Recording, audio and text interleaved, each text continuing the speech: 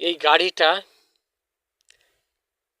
খুব সুন্দরভাবে গাড়িটাকে রাখা হয়েছে।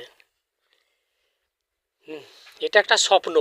মানুষ হয়তো বাপ দাদার গাড়িটাকে ভালো করে চাল করে এটাকে রাখা হয়েছে।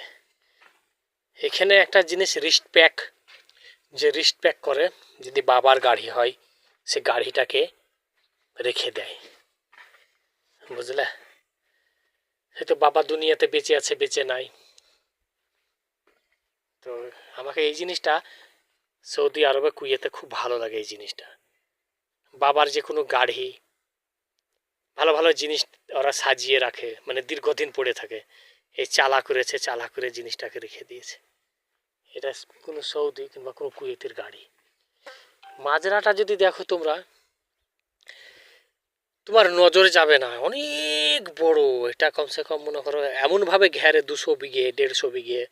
কতজনা বলে যে আমি সৌদি আরবে কাজ করি, আমার বাগানটা ঘুরতে অনেক টাইম লেগে যায়, কিন্তু এই কথাটা সত্যি।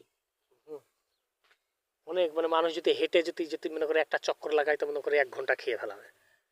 হ্যাঁ।